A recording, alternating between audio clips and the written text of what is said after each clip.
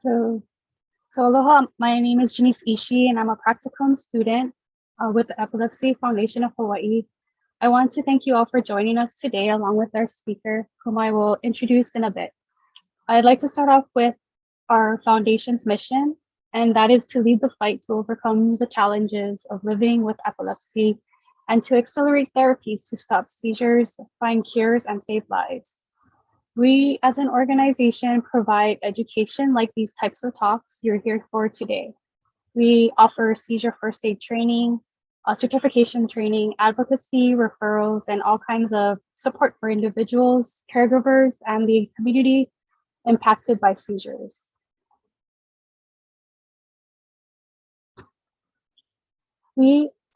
November is nationally recognized as National Epilepsy Awareness Month, and we'd like to call it Epilepsy Action Month, where we can leverage the community strength to raise awareness of epilepsy, seizures, seizure safety, and to reduce the fear and challenges that many people with epilepsy may face. So our Hawaii Epilepsy Awareness Month Education Speaker Series is a spinoff of our education conference that's usually held in person in each November, but to be safe and able to plan accordingly, we've gone virtual with our education talks, which has actually allowed us to reach a broader audience. Besides our speaker, I'd also like to thank our sponsors, NeuroPace, LivaNova, Eastside, Greenwich, Biosciences, Zogenix, XK Life Science, and Medtronic for supporting this Hawaii Epilepsy Awareness Month Speaker Series. Their support really assists us to get important and critical information and resources to you, our community here, and in Hawaii and beyond.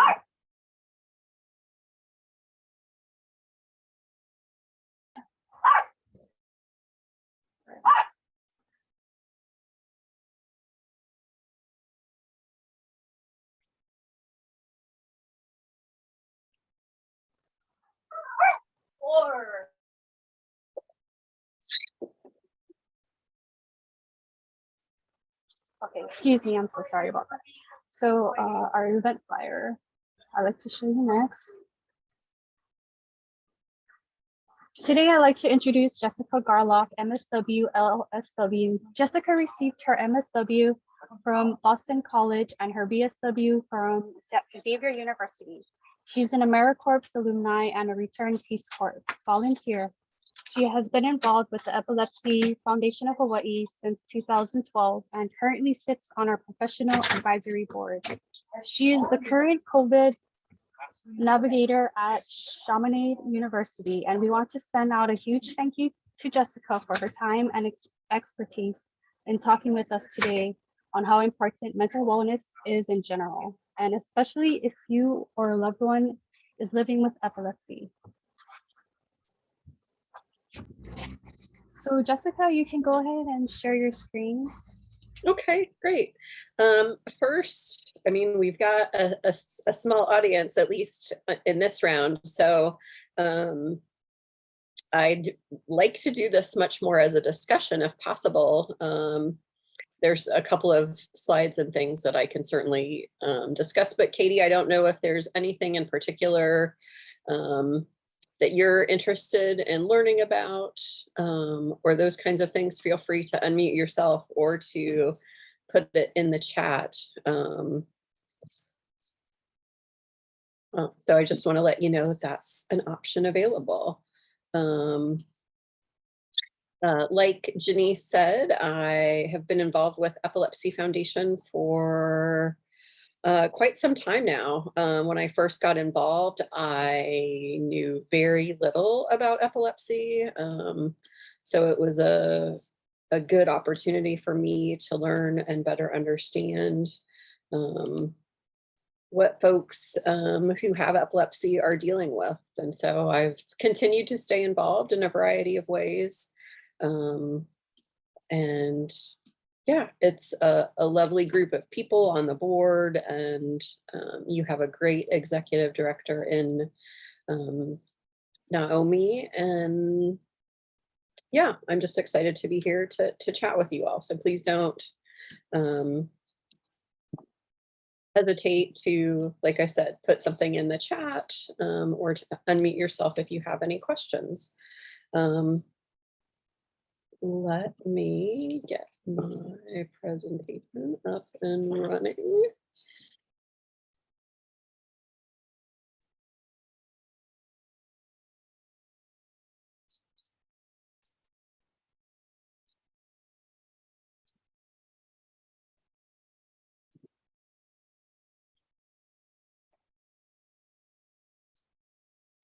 Okay, and hopefully we can see this.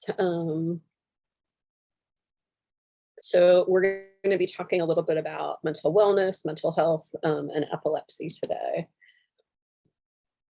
A little bit of what we're going to talk about is wellness, mental wellness, the dimensions of wellness, and what are some of the things that we can do to maintain positive mental health and wellness. We've already kind of done introductions, so I'll just kind of skip through that. But I wanted to talk a little bit about what is wellness overall. And I'm curious if any of you have thoughts about what is incorporated into wellness, or what it looks like for you. I think wellness looks very different for individuals. So that's something to think about, but this is kind of a big, broad definition of what wellness is. It's a healthy balance of our mind, our body, and our feelings. It's an approach that focuses on a person's health and prevention and how to take care of any medical issues. The emphasis is on health and well-being rather than a specific disease or diagnosis. And it's really about a person's overall health. That includes their happiness, that includes their comfort, that includes their quality of life. All of those things are part of wellness. This is kind of the dimensions of wellness. And actually the Wellness Institute at the Epilepsy Foundation has this kind of lovely diagram about all of the things that are part of wellness. It includes our diet and nutrition, what we eat and put in our body every day, how we deal with stress and manage that. What kind of sleep are we getting? Are we getting regular, full 7 or 8 hours a night, or is our sleep getting disrupted? What do our social relationships look like? What kind of a support network do we have? And this one has been particularly challenging during the pandemic in terms of being able to see people and connect with people, and maintain some of that. Zoom has been great, Zoom and FaceTime and all of the things have been great in terms of that. But it's still been really challenging because we haven't been able to connect with people that we have existing relationships with or that we would like to build relationships with. So I think that's something that it was already challenging for a lot of people with epilepsy, and during this time has been even more challenging. Education and employment is part of wellness. Are we doing what we like to do? Is that a happy environment? And those kinds of things. Getting some physical activity in, some sort of movement, right? Nobody needs to be running marathons necessarily, but what are we doing to make sure that there's some physical activity built into our lives as much as possible? Looking at independent living and the different levels of independent living that people can achieve, and emotional health. Again, these are all individual kind of pieces that make up wellness. And so there's a lot of different things here that we have to take into consideration. And when one of these isn't going the way that it should be, it can really throw off some of these other things. I know for myself that when my sleep is disrupted or I don't get a good night's sleep, that can really throw off a lot of things for me. It can throw off how I might manage stress the following day. It might throw off how I eat. It might throw off a bunch of these different things. And so it's important to try and check in all of these dimensions as regularly as we can to try and keep that balance and focus on the big picture in our daily lives. When we talk about mental health in general, it's a very common thing. Overall, 1 in 5 adults experience some sort of mental health issue over the course of their lifetime. This has become even more prevalent during the pandemic. For folks who are also diagnosed with epilepsy, this number can be as high as 1 in 3 people. So it's something that that those of us that are within that community and working in that community need to have a good understanding of.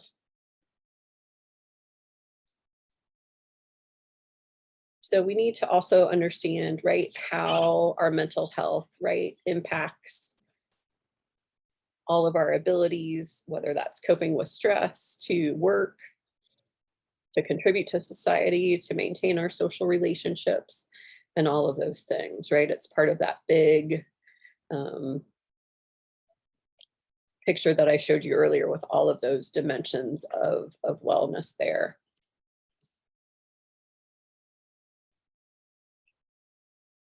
So what are some things that we can do to maintain positive mental health? There's a lot of different things that people can do. We all have to figure out what works best for us, right? It's not necessarily going to be the same thing for everybody. Sometimes you have to try things out and figure out what works. And that's okay. It's part of a process of learning, right? Different ways that you can cope with stress, different ways that you can communicate and ask for what you need. It's a little bit of all of those things. So some of those things can include just acknowledging your feelings to yourself and to other people. And it's really important to be able to connect with other people, whether that's via Zoom like we are today, whether that's on the phone, whether that's texting.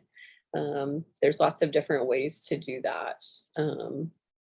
And knowing that it's okay to say, hey, I'm feeling kind of sad today, or I'm really stressed about this thing going on in my life. So being able to articulate those things and, you know, connect with other people and ask for help if that's something that might be necessary. There's a lot of different coping skills that we can work on. One of the things that you hear a lot is people talking about focusing on breathing. And that can be a really good way to just kind of recenter yourself and start to relax your body. I don't know about you all, but if I am feeling stressed or anxious or any of those things, you know, a lot of times we'll feel our heart beat a little bit faster. We might breathe a little bit faster. Our body will start to tense up. I always start to kind of feel it in my shoulders. And simply by reminding myself to take a deep breath or a couple of deep breaths and kind of work that out, it can be really helpful just in that moment. A lot of people will do grounding exercises where the different senses are addressed. think about what you can see, what you can feel, what you can touch, and really kind of focusing on that to keep you in the moment. And another one here is just being in touch with your thoughts and feelings. Sometimes that might be, doing so in a creative way, maybe listening to music, maybe writing in a journal,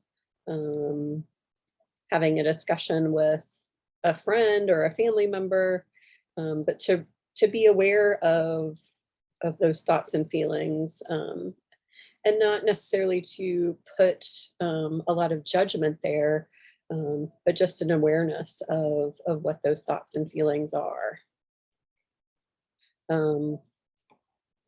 If anybody would like to share, I'd love to hear a little bit about what your coping skills or supports might be. I do a lot of different things. For me, one of the big things is being outside and being near the water. So that's something that I really like to do when I'm feeling stressed or upset. Another thing that I have done for a long time is kept a coloring book at my desk at work, whether my desk at the actual office or at home, because that's something that really helps me relieve tension and those kinds of things. So I don't know if any of you want to share either by unmuting yourself or in the chat box, anything that you have found to be particularly useful in the arena of coping.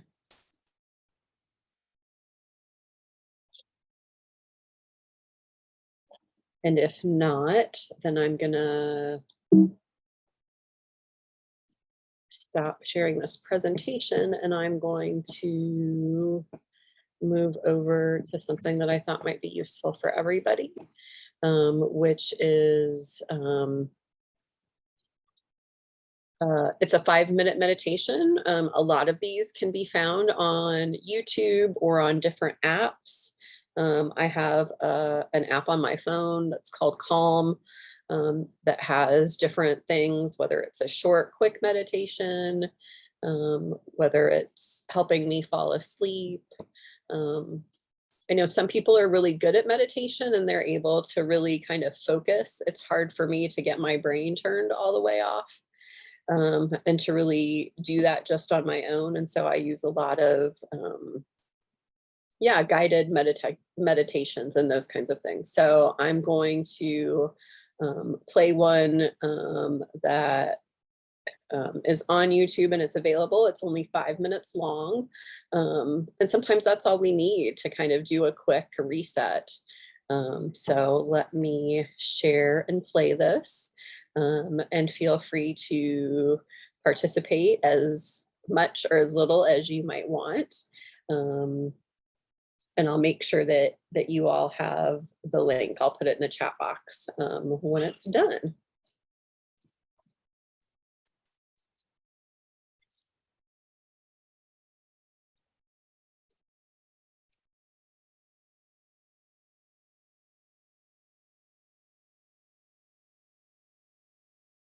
Okay, let's get this into a full screen.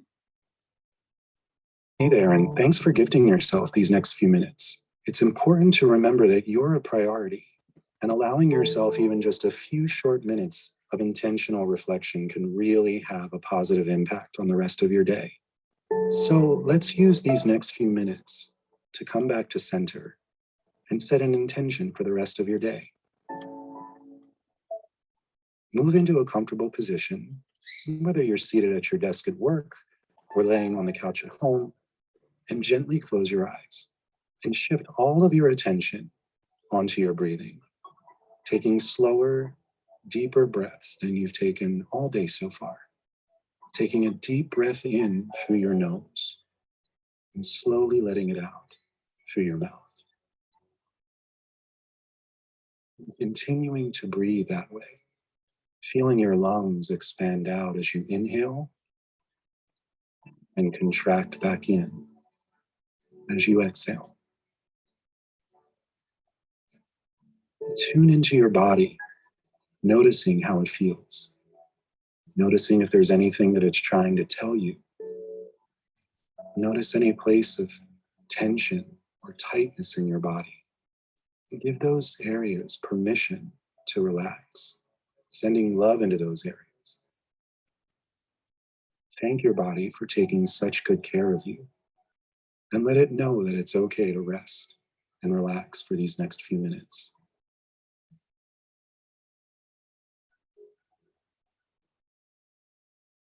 You may notice that your mind starts to wander off. That's okay. That's natural. Just notice it and bring your attention back to your body, using your breath as your anchor.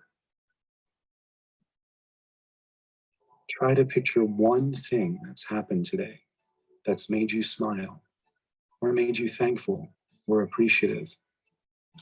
And just let that feeling fill you up for a moment.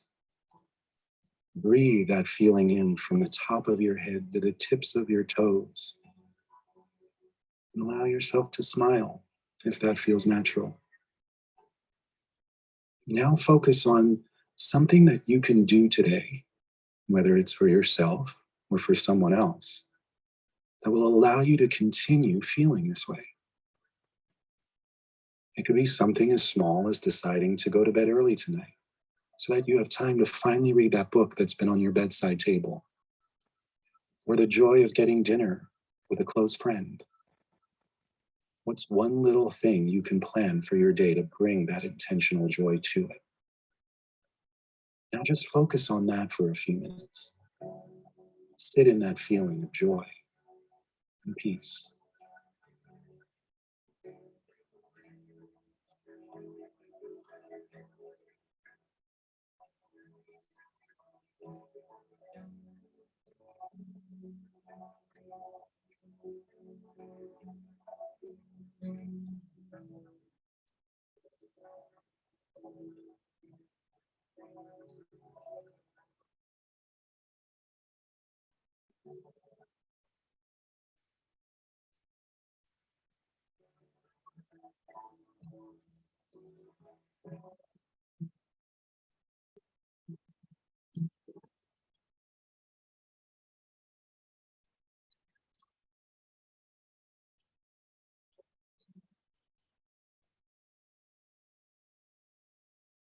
Now let's take a few more deep breaths together. A deep breath in, feeling your lungs expand out as you inhale, and everything contract back in as you exhale. Again, an even deeper breath than the one before it. Holding that breath for a beat and exhaling everything out. Last time, your deepest breath yet, sending that breath through your entire body. And exhale it out. And in your own time, slowly bring your awareness back to where you are. And thank yourself for taking these few minutes to just be intentional and kind to yourself. And when you're ready, you can gently open your eyes and enjoy the rest of your day.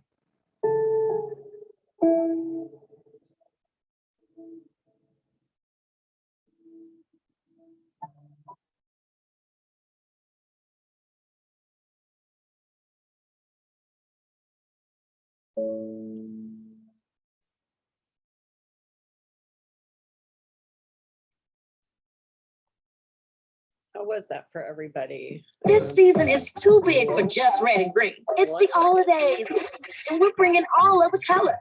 Oh, you can do this. This is lit. What's up, snow people? All of the color, all of the gifts. Happy holidays from Old Navy.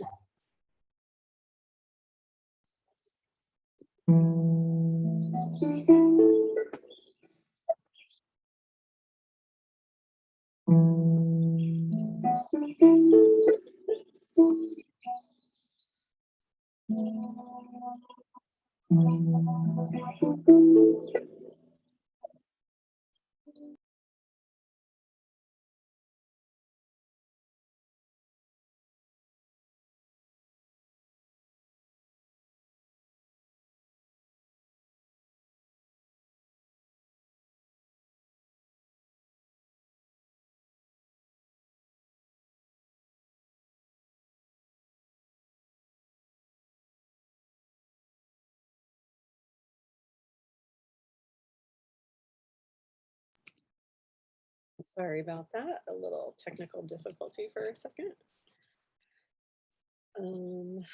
Let's get back into the last couple of slides for the presentation. But yeah, if there's anything in particular that really resonated with you in that meditation, let me know. I think it's just a really useful, there's lots of useful tools out there that we can use to keep ourselves focused, to take a break in the middle of the day if we need to do so, to recharge, and all of those different things. So yeah, it's just important to keep those things in mind.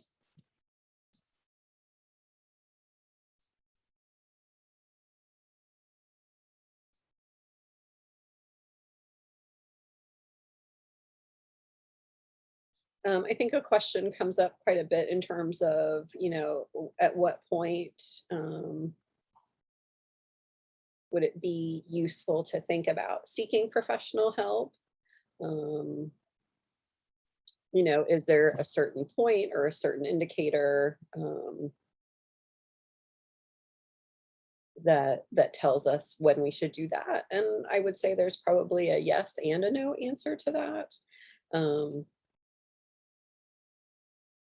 There's a lot of different things that can be signs that it might be really good to be able to talk to somebody. One is if you're eating or sleeping too little or too much. If your energy is really low and you're not feeling super motivated. You're feeling confused, really on edge or scared or anxious. That might be a good reason to talk to somebody. If you're hearing voices or believing things that are untrue, that's also a potential indication. And the big one is if any of this is really impacting your ability to do what you need to do on a daily basis and interrupting that. So these are all different indicators. And I think it's important for all of us, to get support in one way or another when we're dealing with a variety of things. There's some really good resources there out in the community. The Epilepsy Foundation, which you all are already aware of, can direct you to a variety of services out there. The crisis text line, you can text 741-741 and be connected with someone right away to discuss whatever is going on with that. The National Alliance of Mental Illness Hawaii, or NAMI Hawaii, is a great resource. They have a lot of information. They run a lot of different groups and support systems for folks that are dealing with any kind of mental health issues. And to let your doctor know what's going on and have that discussion with them. There might be medications that can help.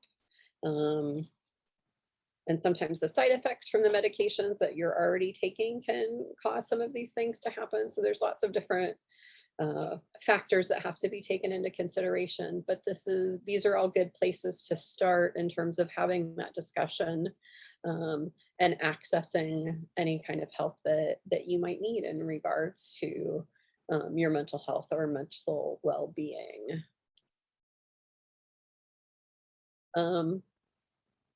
I wanted to open up this time to kind of have a discussion, or if there's any particular questions that folks might have to do that.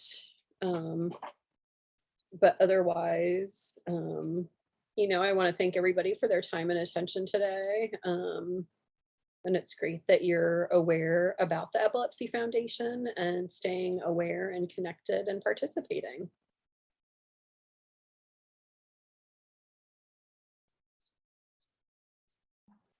Any questions?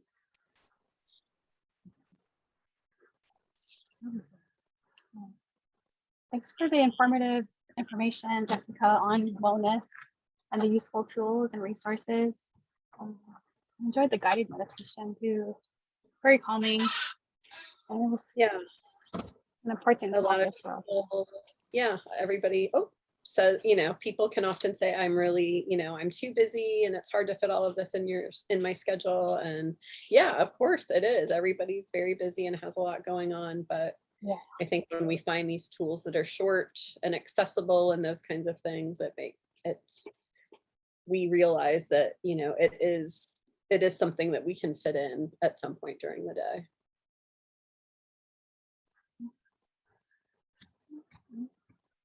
Great. Yeah. Well, So, I and we- appreciate very much the invitation, and it's always great to work with you all.